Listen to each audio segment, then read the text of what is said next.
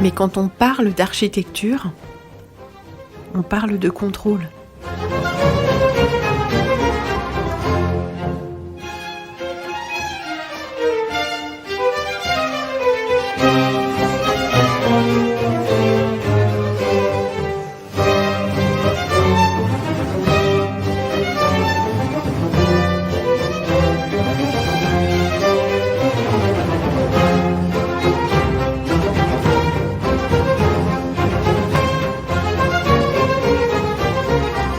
Mais quand on parle de beauté et de construction, quand on parle d'architecture, on parle de contrôle. La grâce, l'élégance et l'harmonie sont au cœur des constructions non de code Tartaria, c'est-à-dire l'architecture classique, l'architecture baroque.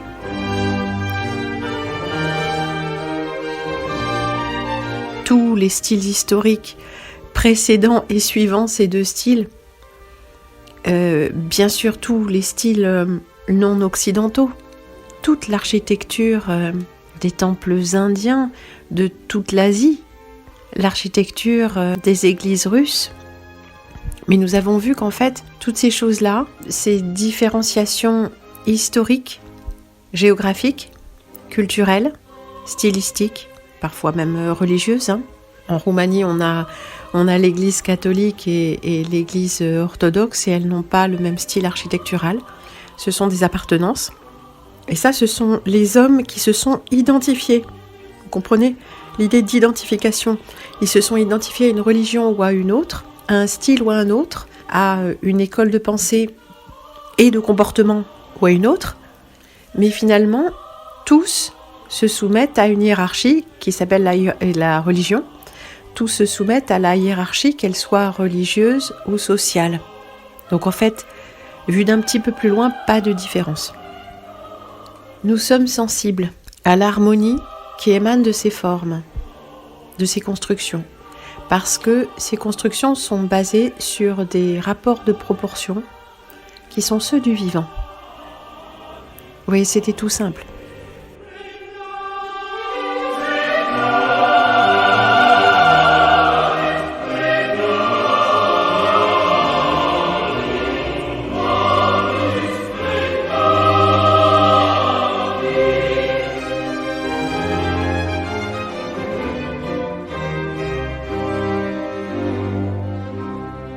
L'ornementation, elle aussi, révèle les formes du vivant, que ce soit par imitation, avec des effigies animales, humaines, des représentations de fleurs ou de flots, et que ce soit de façon aussi purement énergétique, symbolique, avec les spirales, les urnes, tous ces frontons triangulaires ou arrondis, les colonnes crénelées, cannelées, baguées, lisses, ventrues, tous ces jeux de spirales, d'étagements, à peu près tout, pourrait-on dire, est conçu sur la base de cette répétition fractale des motifs. Alors, les constructions ne sont pas forcément exactement des objets fractales stricto sensu, c'est-à-dire que ce n'est pas forcément exactement le même motif qui se répète à toutes les échelles, mais ce sont des proportions qui se répètent à toutes les échelles, des rapports entre les choses. On a, avec ces petites, ce que j'appelle les chambres de cavitation, Ça vient pas de moi, hein, mais ces espaces vides dans lesquels le son peut rebondir de plusieurs formes, hein, un oculus, rond ou ovale, une cive, je crois que une dame m'a dit que ça s'appelle une cive, c'est à quatre lobes, hein, quadrilobé, trilobé, plus encore, ces motifs en creux, ces motifs flammés du style gothique. Bon, dans tout ceci, nous avons des rapports de proportion. Pas uniquement le fait que la chambre de cavitation a 4 lobes et 4 lobes, mais le rapport de proportion entre celle qui a 4 lobes et celle à l'étage du dessous ou du dessus qui en a 3. Ce sont des rapports constants, des rapports entre les choses, des rapports de résonance. Pourquoi je dis ça ? Parce que si vous jouez une seule note, vous avez une seule note. Mettons, on attribuerait le Do à la chambre de cavitation à 4 lobes. Et puis le Si, donc la note du dessous, dans l'échelle chromatique, à celle qui en a 3. Donc si on joue un Do, on a un Do. Si on joue un Si, on a un Si. Si on joue un Do et un Si en même temps, on a un frottement entre ces deux notes qui s'appelle un intervalle. En l'occurrence, c'est un intervalle de seconde, c'est-à-dire l'intervalle le plus proche qui puisse exister, et c'est un intervalle dissonant. Les dissonances, elles ne sont désagréables que pour une oreille qui est éduquée à n'aimer que l'harmonie, c'est-à-dire des rapports entre les hauteurs tonales qui ne frottent pas de la même manière. Ben oui, ça c'est pas du langage technique. Ne me dites pas je ne connais rien à l'harmonie ou à la musique, je suis pas en train de vous parler un langage technique là. Donc si nous avions, par exemple, à un étage, une petite chambre de cavitation quadrilobée, et à l'étage supérieur, trilobé. Donc nous attribuons, mettons, la valeur tonale du Do à la petite chambre quadrilobée. Donc si celle-ci a une valeur d'un Do, et celle à 3, mettons, bon, même si c'est pas logique, qu'importe, ce sera la valeur du Ré, Do, Ré. Donc une résonne en Do et l'autre en Ré. Mais le truc, c'est que vraisemblablement, si l'édifice rentre en vibration d'une manière ou d'une autre, ces deux fréquences vont résonner ensemble. Ici, nous avons, en toute logique, 4 et 3. Bon, c'est arbitraire, hein, mais nous avons 4 et 3 se suivent dans l'échelle numérique et Do et Ré se suivent dans l'échelle chromatique. Mais entre le Do et le Ré, nous avons ce qui s'appelle un intervalle. En musique, ça s'appelle un intervalle. Hein. Un accord, c'est quand il y a 3 notes, et un intervalle, c'est quand il y en a 2. Et si on joue les deux en même temps, Do, Do, Ré, Ré, on a une dissonance. Parce que Do et Ré sont quasiment les notes les plus proches. Bon, la plus proche dans l'échelle chromatique serait Do dièse, mais bon. Ceci s'appelle une seconde, et la seconde est dissonante. Les notes sont trop proches. Elle est perçue par nous comme dissonante, alors que d'autres intervalles un petit peu plus grands sont perçus comme harmoniques. Mais en tout cas, un intervalle, qu'il soit harmonique ou dissonant, produit un frottement, pourrait-on dire, des fréquences. Alors ça, c'est pas de la technique, c'est pas du vocabulaire, autorisé, académique. C'est juste pour vous expliquer que ces fréquences proches provoquent des frottements sonores. On appelle ça aussi des harmoniques. Alors un harmonique, c'est une démultiplication du signal. Je vais essayer de vous la faire simple. Quand vous jouez un Do sur le piano, tout à gauche, c'est les notes graves, très graves. Et puis vous jouez le même Do, hein, c'est au début de la gamme, enfin, c'est un motif qu'on peut repérer même visuellement, hein. Vous jouez celui à l'octave supérieure. Et encore plus parce qu'un piano, il a plusieurs octaves. Il en a combien ? Il en a 7 6 4 Bref, je sais plus. Je ne veux pas compter toutes les notes, puis j'en ai pas sous la main. Mais qu'importe. C'est ce qui s'appelle une démultiplication. À chaque fois qu'on passe d'octave, hein, le son, c'est des lois physiques hein, aussi, enfin physiques, si on peut dire. Ça passe d'octave, il y a une démultiplication du signal sonore. Donc ça, ce sont des harmoniques. Et les harmoniques, on les produit. On peut en produire par frottement de notes entre elles. Pas uniquement en jouant le Do du piano à différentes octaves, mais en jouant ou en chantant deux notes qui ensemble vont tellement frotter qu'elles vont produire de ces démultiplications du signal.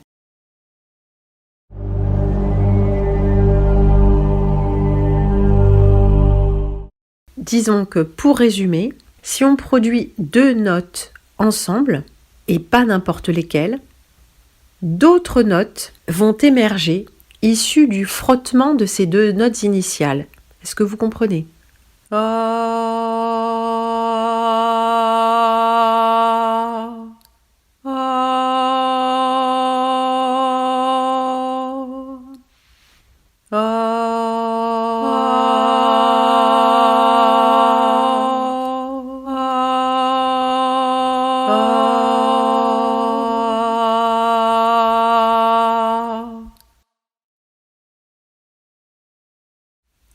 Or, ce motif de chambre quadrilobée et trilobée se retrouve, c'est-à-dire un rythme à 4 et un rythme à 3, dans le même bâtiment.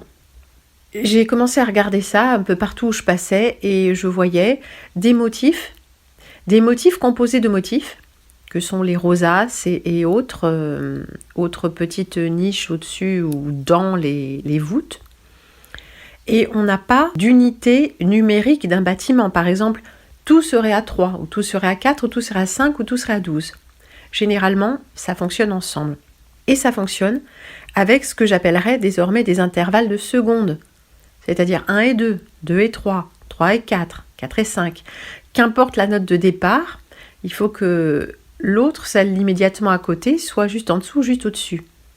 Transcrit en rythme visuel ou matériel, ça donnerait des chambres de cavitation à 1, à 2, à 3, à 4 lobes ou 4 chambres, quoi, un dispositif à 4 chambres. Des résonateurs à 4 chambres, à 3 chambres, à 5 chambres, ainsi de suite. Donc ces édifices donc seraient des dispositifs vibratoires, nous l'avons déjà vu, pas uniquement grâce à leur chambre de cavitation, pas uniquement grâce à la conduction de leurs organes, pourrait-on dire, de la structure entière du bâtiment, et le fait qu'elle soit reliée aux énergies éthériques par des dispositifs pointus au sommet. Il y aurait peut-être encore d'autres niveaux énergétiques. Le son, je sais pas, la lumière, la matière, encore d'autres choses. Éventuellement la couleur, je suppose. La couleur est aussi une vibration. Quand couleur il y a, et on nous a dit que certains de ces bâtiments étaient peints. Les portails des cathédrales étaient peints, d'où les sons et lumières, comment ça s'appelle ? Les mises en lumière, vous savez, des monuments historiques. Alors, c'est son et lumière obligatoire, là. Enfin, obligatoire, ça veut dire, dans mon vocabulaire, quand quelque chose est fait à un endroit et se répand après partout. Se répand ou pas, c'est déjà la culture mondiale. Quand vous avez comme ça une mise en lumière de la cathédrale de Strasbourg, de Moulins, de Paris, plus maintenant, eh bien, ce sera partout. C'est quasiment. Après, c'est vendu à toutes les municipalités, mais c'est des budgets, les budgets de la culture, c'est pas les budgets municipaux. Donc, vous n'avez rien à en dire, c'est national. Nous n'avons pas notre mot à dire sur les options stylistiques de la culture nationale, de l'anticulture nationale. Donc, ça, ce sont des moyens techniques énormes. C'est de la technologie, pour un résultat souvent assez médiocre. Il y a des choses assez jolies, mais bon, c'est toujours un peu la même chose, c'est pas très créatif. Et c'est surtout de la technologie. Il n'y a pas de créativité personnelle, il n'y a pas la main de l'homme, de la femme, il n'y a pas sa patte, voilà, c'est technique. C'est un art de régisseur plateau, quoi, pas plus que ça. Donc quand on parle d'architecture, on parle de contrôle de ces énergies. On parle de contrôle de la population, parce que ces édifices sont très grands. Donc soit ils sont destinés à recevoir des foules, donc pour capter l'énergie émotionnelle de la foule, par les chants notamment, peut-être aussi pour rediriger cette énergie. J'avais vu un reportage absolument extraordinaire sur les orgues, que j'ai pas pu retrouver. C'était en anglais, j'aurais bien voulu le traduire. Je n'arrive pas à remettre la main dessus, disant que les orgues étaient des dispositifs énergétiques dans le but de soigner les populations. Alors ça me plaît beaucoup, c'est pas forcément faux, c'est sûr. Et si quelqu'un a ce documentaire, merci de me l'envoyer, me le faire parvenir d'une façon ou d'une autre. C'était un monsieur anglais ou américain, et manifestement âgé, une voix un peu âgée, et c'était assez beau. Voilà. Il est question de contrôle de l'énergie, de contrôle du son, de contrôle vibratoire. Il y a aussi toujours cette idée que les bâtiments sont des calendriers solaires, qu'ils sont construits sur des principes astronomiques, d'astronomie appliquée à notre plan, la Terre, généralement avec des points d'impact au solstice, parfois à l'équinoxe, parfois les deux, ça dépend des dispositifs. Ces dispositifs sont anciens ou pas, ayant été restaurés, même Stonehenge, on voit la construction de Stonehenge. Alors c'est peut-être la restauration, c'est peut-être la construction. Quand on dit restauration, c'est vraisemblablement la construction. Découverte voulant dire invention, donc il nous faut revoir notre vocabulaire. Rien n'est ce que nous croyons qu'il est, et les choses qu'on nous dit être différentes sont en réalité les mêmes. Ça s'inverse, les choses qu'on nous dit être les mêmes sont en réalité différentes. Donc quand on parle d'architecture, on parle de contrôle des foules, de contrôle mental. Par une architecture grandiose, gigantesque, démesurée, on introduit chez la personne humaine isolée un sentiment d'écrasement ou de révérence, d'émerveillement, de fascination. Nous avons avec le brutalisme et l'architecture dite stalinienne, mais qui n'est pas uniquement stalinienne, un effet véritablement d'écrasement et de désespoir. Voilà, je parle de mon sentiment, mais en général, quand quelque chose est très très grand, massif, cubique, gris, et qu'il n'y a que ça à regarder dans le paysage, c'est pas du tout la même chose que si on se balade dans un centre-ville d'une petite ville de sud-ouest avec ses arcades, ses maisons à colombages, avec des géraniums aux fenêtres et des petites terrasses de café riantes où s'affairent des serveurs en tablier blanc. Bon, ça c'était l'ancien monde, mais c'est pas du tout la même chose. Thérèse Berthera, toujours elle, nous fait remarquer ça aussi, que l'architecture est conçue pour écraser l'humain dans la perception qu'il a de son propre corps comme élément organique du tout. Je ne sais pas si on parle exactement comme ça, mais il y a quelque chose avec l'organique, le non organique, et donc le vivant, le non-vivant. L'architecture est exactement un art du non-vivant. Un art de contrôle du non-vivant sur le vivant.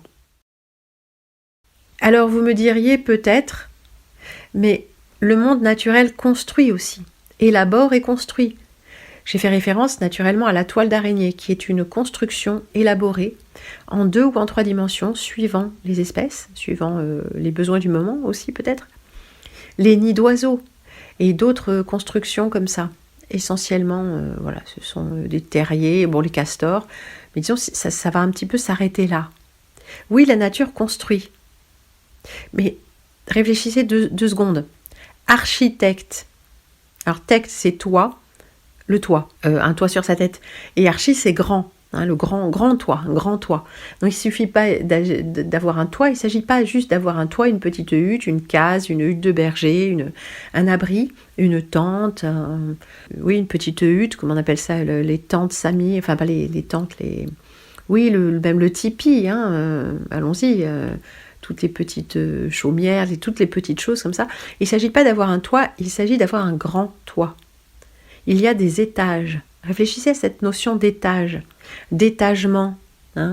D'étagement. À un étage, on a des voûtes en ogive, et à l'étage du dessus, on a des voûtes en plein cintre. Alors qu'on nous a dit que l'ogive était gothique et le plein cintre était roman. Donc visiblement, là, pris en flag de tentative de mystification. Bien. Oui, on pourrait dire c'est un clin d'œil au roman.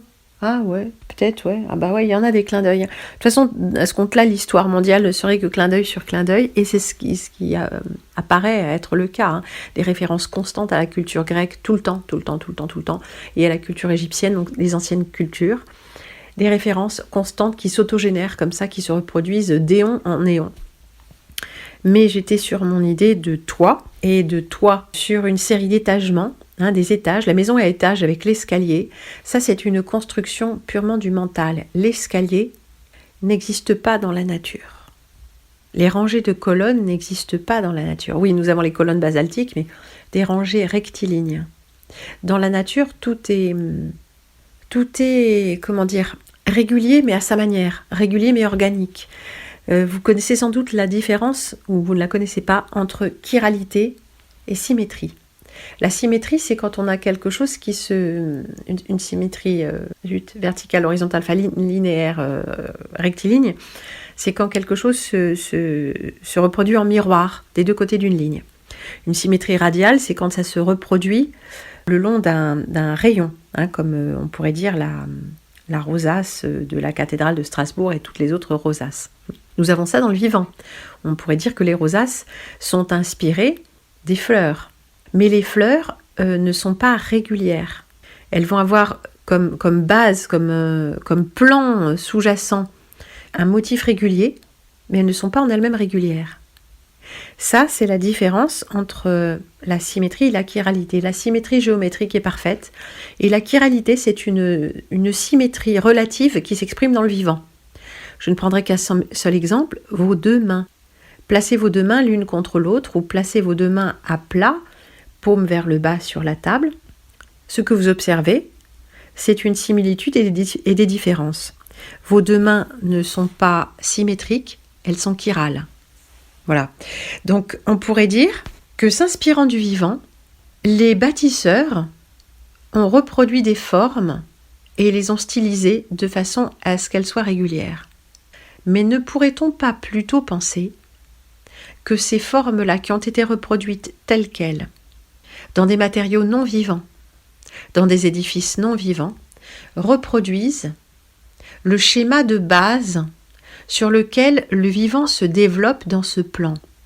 Je vais essayer de m'expliquer un peu plus clairement. Peut-être connaissez-vous Goethe et le concept de Urpflanze. Urpflanze, pour ceux qui parlent allemand, c'est la plante originelle. Non pas qu'il y ait une plante physique à l'origine des autres, comme il y aurait notre ancêtre commun Lucie à l'origine de tout le monde. Non, il n'y a pas ça n'existe pas. Mais c'est un concept. Qu'est-ce qui fait la plante ?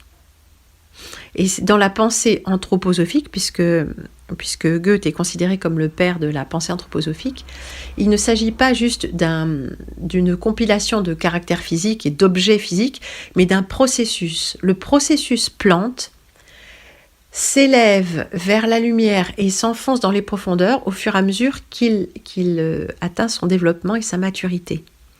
Après quoi, ayant reçu toutes les forces de lumière et de chaleur, la graine libérée par la plante retombe aux profondeurs de la terre, en surface, et réentame un cycle à la fois d'élévation vers la lumière et d'enfoncement vers les profondeurs. Voilà qui nous parle de spiritualité purement et simplement. Donc il s'agit plus d'un processus que de quelque chose de véritablement physique. Les organes de la plante étant ses racines vers le bas, sa tige vers le haut qui se développe en feuilles et en fleurs, alors que les racines, elles, ne font que se diviser, restant racines. Ou développant aussi des nodules, des tubercules, c'est selon. Mais il y a un schéma directeur, un processus plante qui préside à tout cela. Et toutes les autres plantes vont développer dans un sens ou dans un autre ce processus, avec plus ou moins de couleurs, avec plus ou moins d'exubérance, avec une symétrie, avec différents types de tiges, différents types de floraison et de fructification, ainsi de suite. Et chacune nous dira quelque chose d'elle-même, du point de vue spirituel, comme une personnalité. Alors les plantes, comme les animaux, font partie d'âmes groupes dans cette pensée-là. Les plantes n'ont pas de personnalité propre, c'est plutôt la personnalité de la capucine, la personnalité du plant de tomate, la personnalité du chêne, la personnalité du lierre, en tant qu'espèce. Voilà, un petit peu comme les animaux. Les animaux appartiennent à des âmes groupes. Nous voyons avec les animaux domestiques que ça c'est un peu autre chose. Les animaux domestiques ne sont pas naturels déjà, pour commencer. Et ensuite, ils se mimétisent sur leur maître. Donc on dit, ce chien, il a une personnalité. Non, c'est des questions vibratoires de mimétisation et de, comment dit-on ça, de fusion transespèces. Mais je ne vais pas revenir là-dessus pour le moment. Donc, il existerait des schémas directeurs pour toute chose, pas seulement pour les plantes. Et ces schémas directeurs peuvent être symbolisés ou bien existent déjà dans l'éther, pourrait-on dire à l'état pur, sous forme de formes géométriques exactes, telles les solides de Platon, pour les formes en volume, et telles que toutes les formes géométriques pures et régulières. C'est-à-dire que le plan de montage de ce monde, c'est de la géométrie, c'est-à-dire c'est de la mathématique. Sur le fronton de je ne sais plus quel temple, là, mais vous me le direz bien assez, il était écrit « Nul n'entre ici s'il n'est géomètre ». Donc ces temples où l'on s'adresse aux dieux, de façon officielle ou pas, tous ces édifices, ils ont une fonction, et cette fonction est la production d'une énergie, ou la récupération d'une énergie, comme par exemple les grands stades. Les stades sont des lieux de captation d'énergie plus que de production. On pourrait peut-être s'interroger justement sur la différence entre les lieux de captation d'énergie et les lieux de captation. Peut-être que tous sont des lieux de captation d'énergie, l'énergie éthérique et l'énergie vibratoire humaine de basse vibration si possible. Alors peut-être que dans cette Tartarie rêvée, il y avait des lieux de production d'énergie de haute vibration et de haute fréquence, comme si vous avez assisté à des représentations de musique sacrée avec des grands chœurs, des chœurs de chorale. C'est extrêmement puissant. J'ai moi-même chanté une année dans un chœur. J'ai chanté le Messie de Handel et c'est une... comment dire, je ne trouve même pas les mots, c'est une expérience grandiose. On se sent vibrer de partout, et quand on écoute aussi cette musique, qu'on est dans la réceptivité de tout ça, on peut avoir des sensations subtiles et extrêmement puissantes. Subtiles mais puissantes, c'est-à-dire non physiques, des sensations à la limite du physique et du non physique, qui peuvent avoir vraiment beaucoup de puissance, avec l'orgue ou sans, et avec les voix, avec la résonance du lieu, et la ferveur du moment aussi. Donc on se met en transe. Les transes existent dans toutes les cultures et elles ont pour but une captation, une utilisation spécifique de l'énergie. À destination de l'être humain ou pas. On ne peut pas tout à fait savoir. Et ceux d'entre vous qui sont très portés sur la religion ou l'ayahuasca ou ci et ça, je sais que vous voulez absolument me rallier à vos vues, mais ça va être compliqué. Voilà, il nous faut un petit peu de recul et il nous faut comprendre quels sont nos véritables rapports avec ces forces-là, avec notre fascination, avec nos sentiments aussi de bien-être. Mais en tout cas, il se pourrait que des édifices grandioses, harmonieux, non vivants, il est vrai, mais construits suivant les strictes proportions du vivant, il est possible que ces lieux-là aient eu une fonction vibratoire bénéfique pour le vivant et l'humain. Ceci dit, il n'est nul besoin de construire des choses aussi élaborées, puisque la nature, et si la nature est naturelle, vibre elle-même déjà à une fréquence, je dirais certainement comparable. C'est juste que nous ne percevons pas les sons des arbres, de l'herbe, nous percevons à peine les sons des insectes. Nous avons tellement pollué notre environnement sonore, mais surtout notre environnement intérieur, que nous ne pouvons pas entendre le silence dans lequel prennent place tous les sons de la vie. Nous ne savons pas le faire, nous ne voulons pas le faire. Donc c'est comme si ces moteurs énergétiques gigantesques étaient un raccourci ou plutôt une facilité. L'humain, ou en tout cas ce qui est pas humain dans l'humain, veut toujours aller plus vite, mais pour aller où ? Souvenons-nous que dans la nature, il existe tous les dispositifs vibratoires dont nous avons besoin. Par exemple, les cascades produisent énormément d'ions négatifs qui nous font nous sentir bien. Les arbres sont capables d'absorber vos énergies résiduelles, c'est-à-dire vos toxines énergétiques, et de les recycler. C'est la fonction, pourrait-on dire, de l'arbre et de la plante, mais l'arbre a une solidité par rapport à l'humain. Un grand arbre, dans sa maturité, a une solidité que le petit être humain n'a pas. Déjà, il vit plus longtemps, il a plus de maturité. Et l'arbre conduira efficacement vos énergies négatives vers le bas pour y être digérées par la terre qui digère tout et renvoyées vers le ciel pour toutes vos toxines mentales très agitées et très volatiles. Il suffit pour cela de s'adosser à l'arbre en conscience, c'est-à-dire en présence et dans le calme de son esprit si possible. Donc c'est extrêmement simple. Il suffit de s'asseoir en présence, le dos à l'arbre ou les yeux vers l'horizon, et de se relier à la nature s'il en reste encore quelque part un petit peu. Mais la nature se trouvant absolument partout, jusqu'à la plus petite mousse capable de pousser sur la carrosserie rouillée d'une voiture, nous sommes en contact avec l'énergie de vie partout. Et au premier lieu, en nous-mêmes.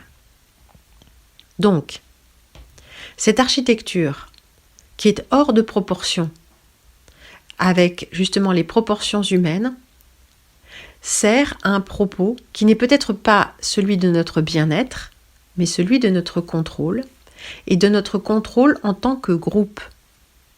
Et oui, parce qu'un édifice de grande taille accueille, regroupe, parque un grand nombre d'humains. C'est fait pour. Si nous ne construisons qu'une petite structure, il n'y rentrera que 2 ou 3 moutons. Et des structures beaucoup plus grandes, des parvis, des champs de Mars, des allées, serviront à diriger, parquer et enfermer temporairement, concentrer le troupeau humain. Parce que notre énergie collective en tant qu'être peu pensant, peu souverain, nécessite que nous soyons beaucoup au même moment.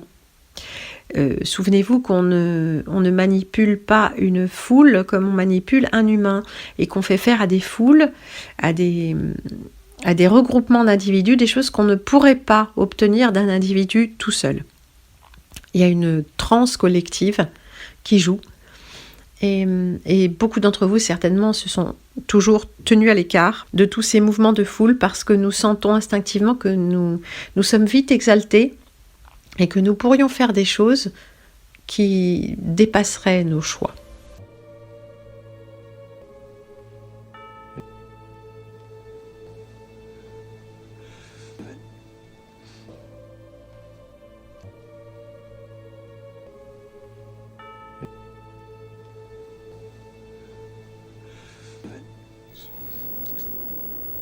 Control.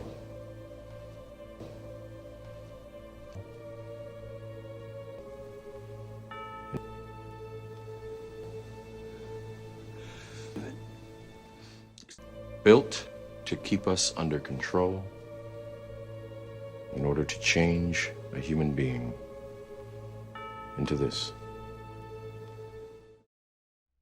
Et puisqu'il nous faut provisoirement conclure, pour en finir provisoirement avec Tartaria, nom de code Tartaria, cette civilisation mondiale, ce nouvel ancien ordre mondial, cet ancien nouvel ordre mondial, où une civilisation unique mais diversifiée dans ses manifestations sévissait à la surface du globe ou de la Terre, au choix. Il nous faut voir que le propos de toute cette splendeur et cette magnificence, c'est finalement le contrôle.